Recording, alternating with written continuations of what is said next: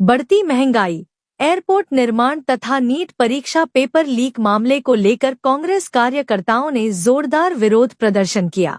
कुशीनगर के कांग्रेस जिलाध्यक्ष राधे विश्वकर्मा के नेतृत्व में कार्यकर्ताओं ने सरकार के खिलाफ नारेबाजी करते हुए प्रदर्शन किया और आम जनता से जुड़े मुद्दों को उठाया। प्रदर्शन के दौरान डीजल, पेट्रोल और रसोई गैस की बढ़ती कीमतों पर चिंता जताई गई। साथ ही एयरपोर्ट से जुड़े मुद्दों एवं नीट परीक्षा पेपर लीक प्रकरण की निष्पक्ष जांच की मांग की गई।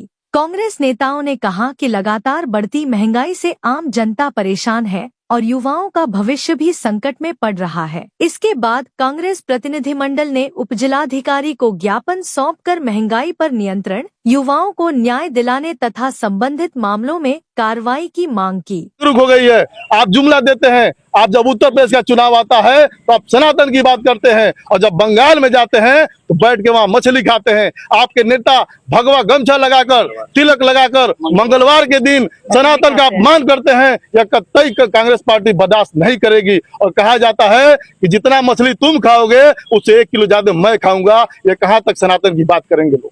आप सबसे पूछना चाहता हूँ। उत्तर प्रदेश सहित पूरे देश में लगातार डीजल और पेट्रोल पे बढ़ोतरी हुई। 3 रुपए डीजल और 3 रुपए पेट्रोल। सीएनजी पर भी 2 रुपए का बढ़त हुआ। और यहाँ स्थानीय स्तर से देख लीजिए तो गैस की कितनी किल्लत है।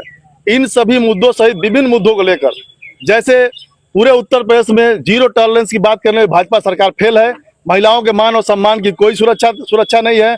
नीट का पेपर लीक हो गया और नीट का पेपर नहीं लीक हुआ, युवाओं का भविष्य अंधकार में चला गया। जिसके परिवार के बच्चे 10 साल 20 साल तैयारी करके एग्जाम बीट करते हैं और परीक्षा के बाद पता चलता है कि पेपर लीक हो गया, उसे रद्द कर दिया गया। लगभग 5 से 6 वर्षों में 70 परीक्षाएं निरस्त हुई हैं, 70 परीक्षाएं लीक हुई हैं, रद्द हो गई हैं। हम राज्यपाल महोदया और राष्ट्रपति महोदया से यह मांग करते हैं कि शासन प्रशासन के लोगों को ध्यान में रखते हुए जो विभिन्न विभागों में भ्रष्टाचार पड़ा हुआ है, यूरिया की किल्लत है, किसान हमारे यूरिया नहीं पा रहे हैं, उसमें वजन कम किया जा रहा है, रेट बढ़ा के लिया जा रहा है और पैसा रहते हुए भी गैस नहीं मिल रहा है, पैसा रहते हुए किसानों को खाद नहीं मिल रहा है, बिजली की कटौती चरम सीमा पर है।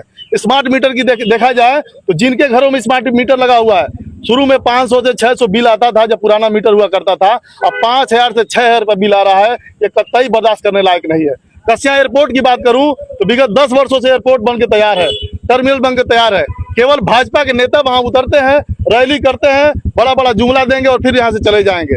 अभी भी फाइनल का चुनाव हुआ विगत हफ्ते में और वहां माननीय उप मुख्यमंत्री लोग आए थे और उन्होंने बयान दिया कि बयान आइल बा कि आज काल में चालू हो जाए।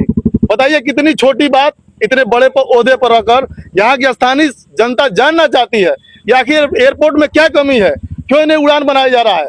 वहां कह के गया था कि हवाई चप्पल वाला भी यात्रा करेगा। अरे भैया, हवाई चप्पल वाला यात्रा क्या करेगा? आपने तो कहा है कि भोजन कम कर दो, जो तेल खाते हैं उसको आधा चम्मच कर दो। सोनारों की दुकान तो बंद करने के कगार पे आ गई है। माननीय मोदी जी ने कहा कि 1 साल तक आपके घर में कोई प्रोग्राम हो, कोई भी फंक्शन पड़े, शादी ब्याह पड़े, गहना नहीं खरीदना है। माननीय मोदी जी, मैं आपसे कहना चाहूंगा, मैं भी सौड़ बिरादरी से आता हूँ। किसी का परिवार रोजी रोटी अगर उस दुकान से चल रहा है, वहाँ कामगार हैं, कारीगर काम करके अपना पेट पालता है, तो आपको इतनी छोटी बात नहीं कहनी चाहिए और कहने से पहले उनकी व्यवस्था करनी चाहिए। अगर पूरे भारत देश में मात्र 1%, 1.5% अगर 1 करोड़ भी सौड़ व्यवसायी होंगे और 2 से 4 कारीगर वहां काम करते होंगे तो आपने 2, 3, 4 करोड़ लोगों के पेट पर लात मारने का काम किया है। इसका मैं कड़ा विरोध करता हूं।